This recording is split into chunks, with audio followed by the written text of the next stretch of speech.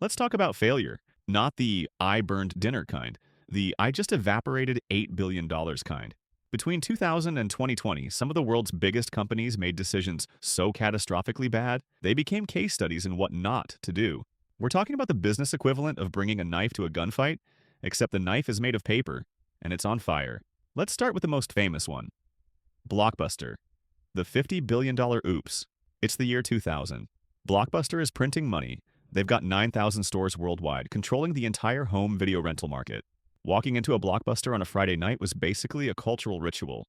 You'd browse the aisles, grab some popcorn, pay those lovely late fees. Then a DVD by mail startup called Netflix shows up at Blockbuster's headquarters with an offer. The year was 2000. The price? $50 million.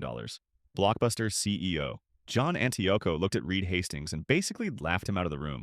We're worth $6 billion, the thinking went. Why would we buy some mail-order DVD company? Turns out because that mail-order DVD company was about to destroy your entire business model.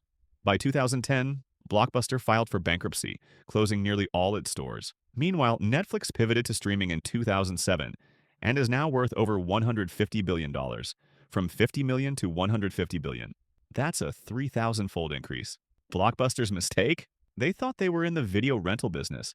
Netflix understood they were in the entertainment delivery business. Big difference. Kodak. Inventing your own killer. Here's the thing about Kodak. They invented the digital camera. In 1975, engineer Steve Sasson built the first prototype in Kodak's labs. 8 pounds, 0.01 megapixels, recorded to cassette tape. Executives looked at it and said, "Interesting, now bury it." Why? Because Kodak made billions selling film. They weren't about to cannibalize their cash cow with some weird digital technology that required no film, no chemicals, no printing. At the time, Kodak controlled 67% of the US film market. But then companies like Canon, Nikon, and Sony didn't care about protecting film sales. They just saw the future and ran toward it.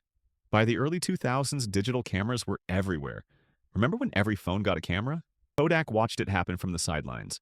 In 2012, after 132 years in business, Kodak filed for bankruptcy.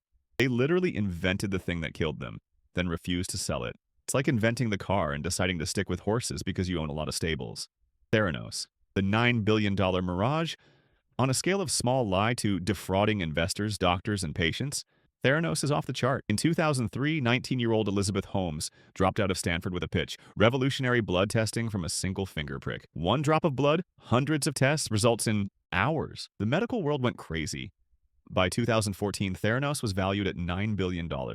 Holmes appeared on magazine covers. She wore black turtlenecks like Steve Jobs.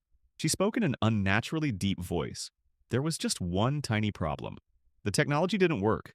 Not worked poorly. Not needed refinement. Flat out didn't work. Behind the scenes, Theranos was running blood tests on traditional machines and producing wildly inaccurate results.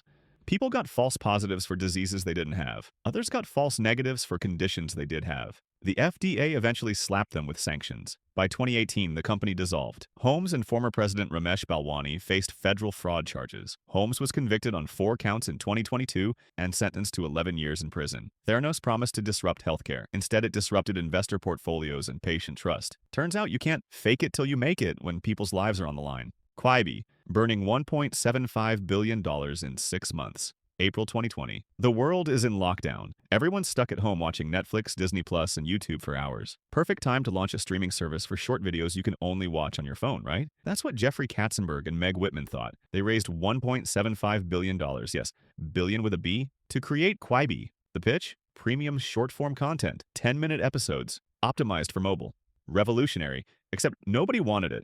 YouTube already existed and was free. TikTok was exploding, and here comes Quibi charging $7 a month for content that couldn't even be cast to your TV. During a pandemic, when everyone was glued to their 60-inch screens, the app launched with huge marketing. Celebrities everywhere, commercials during the Super Bowl. In its first 3 months, Quibi got about 5 million downloads. Sounds okay until you realize they spent $1,750 million. That's $350 per download. By October 2020, 6 months after launch, Quibi shut down. Katzenberg literally said, "The world has changed dramatically, and it's no longer the time for Quibi." Translation: we bet huge on a platform nobody asked for, launched it at the worst possible moment, and ignored every signal that people just wanted to watch long-form content on big screens. Samsung Galaxy Note 7. The phone that went boom, August 2016. Samsung launches the Galaxy Note 7. Beautiful phone, great specs. Reviewers loved it.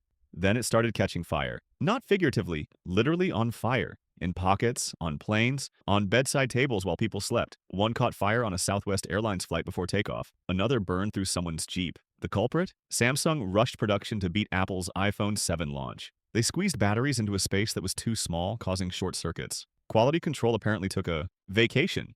Samsung issued a recall, 2.5 million phones. They offered replacements. But then the replacements started exploding too. Different battery supplier, same problem. Turns out when you're in a hurry, cutting corners on batteries is a really bad idea. By October 2016, Samsung killed the Note 7 entirely. Airlines banned them. The FAA banned them. It became the first smartphone ever classified as forbidden on flights. Total cost to Samsung? Over $5 billion in recalls and lost sales. The lesson? You can't rush physics. Battery chemistry doesn't care about your product launch schedule. Meanwhile, Apple took their time and released a phone that didn't double as an incendiary device. Sears. Death by 1,000 missed clicks. For most of the 20th century, Sears was America. They sold everything. Appliances, clothes, tools, even houses. You could buy an entire house from a Sears catalog. In the 1980s, Sears was the largest retailer in the world. Then internet happened. While Amazon launched in 1995 and turned online shopping into an obsession, Sears sat on its catalog empire and did essentially nothing. They had the infrastructure, they had the distribution, they literally invented mail order retail. All they had to do was move their catalog online. They didn't. Instead, Sears focused on competing with Walmart on price. They gutted stores, stopped investing in customer service, let inventory get stale. By the time they tried to build an online presence, Amazon had already won. Customers wanted convenience and selection. Sears offered neither. Between 2005 and 2017, Sears closed more than half its stores. In 2018, after 132 years in business, they filed for bankruptcy. The company that once defined American retail died because it couldn't figure out how to sell things on the internet. Meanwhile, Amazon went from an online bookstore to a $2 trillion empire. Same basic idea, catalog shopping just delivered through fiber optic cables instead of the postal service. The pattern? 6 companies, 6 catastrophic failures. And when you zoom out, they all made the same mistake. They confused what they were selling with what people actually wanted. Blockbuster thought they sold videos. Netflix understood they sold convenience. Kodak thought they sold film. Canon and Sony understood they sold memories. Theranos thought they could sell a vision. Real healthcare companies understood you have to sell actual working technology. Quibi thought they sold premium content. YouTube understood they sold time-killing entertainment. Samsung thought they sold cutting-edge hardware.